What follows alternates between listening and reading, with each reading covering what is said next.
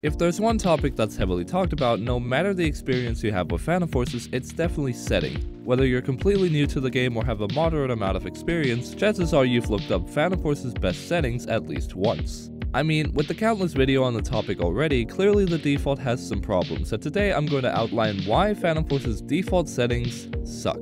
Also, if this video reaches the right people, we might be able to drastically improve the game experience for new and experienced players alike, so help boost this video by leaving a like, and while you're at it, you know what to do. But with that said, let's get into it.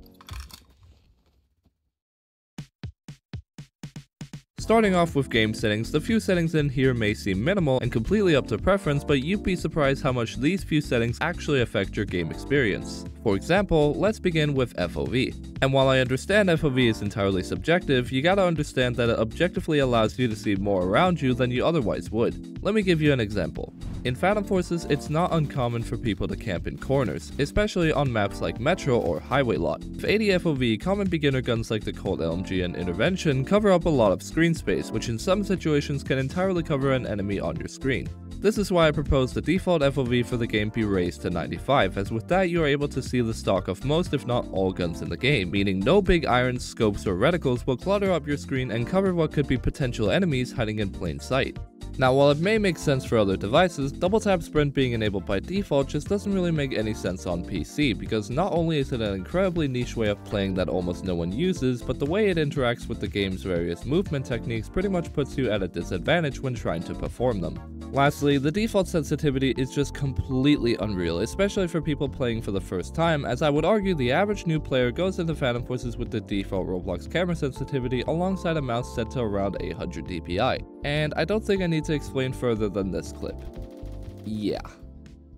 Now, the display settings is where the obscurity of what's enabled by default is cranked up to the max, as while they do kinda make sense because they make the game look better, Phantom Forces never mentions how disabling some of them can drastically improve the game experience. So let's start off by going over Roblox particles. This setting controls whether the surface you're firing on shoots out particle effects. And while this can be useful for long range as you can visibly see where your bullets are landing and adjust your aim accordingly, in close range they can be completely blinding. This can be especially annoying on maps like Warehouse, where wallbanging people through walls is the main way to play the map, and just having these settings enabled alone gives your enemy a huge visual advantage over you.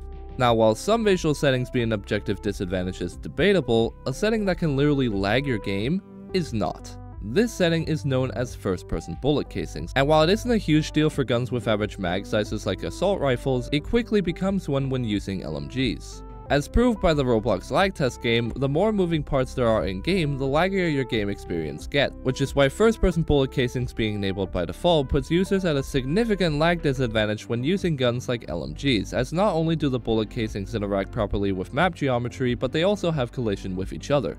So with all of these aspects combined together, using one of the most popular weapon categories can quickly get laggy with no indication to the user as to why they're lagging. For this one, I propose adding an extra part to the setting that does so when the bullet casings hit the ground, they'll instantly despawn rather than despawning after a set amount of time. Now, while it's not as major as the bullet casings lag disadvantage, third-person muzzle flashes can also lag your game, as obviously that's a whole server's worth of people whose near constant muzzle flashes are being rendered at once. And again, nowhere is it mentioned that disabling any of these settings can save you from all of this potential lag that can happen for low-end computers. And now to probably the most impacting setting out of this entire video. Let's talk about Global Shadow. Now, alone it's not too bad, but when it's combined with the toggle day-night cycle, the game can get incredibly dark. And this matters a lot because once again, there are no set nighttime maps, meaning whether it's day or night is entirely different for every single player in the server, and chances are you're probably playing with a huge sight disadvantage without even knowing it. I mean, really, how fair is it that the enemies beaming you from across the map can see you way better than you can see them? It just doesn't make any sense, which is why instead of having day-night cycles be client-sided, have them be server-sided, or better yet, just like how the skyboxes and lighting change on certain maps like Second Storm or Mirage regardless of settings, set some, or hell, maybe even make some entirely new nighttime maps so that everybody is on the same playing field. Lastly, I want to go over the dreadful default UI, because oh my god, some of it is just... how is this the default? Like, let me show you what I mean by pressing tab. Can you guys read any of this? Because I sure can't. Really, I have no idea why Stylus decided to go from this to this. Now, while the leaderboard thing may seem like a nitpick, this next one is undeniably an in-game disadvantage. For those of you who don't know, the radar is probably one of the most useful features in Phantom Forces, as it allows you to see which direction any enemy is in, and on some maps like Warehouse can be a great tool for wallbanging. However, again, for some reason, the default scale of the radar nowadays is next to nothing, where it's nearly impossible to utilize the information it provides because it's so small. And it most certainly doesn't help that these scale settings are at the very bottom of the settings page, even though some of them can drastically improve your game experience.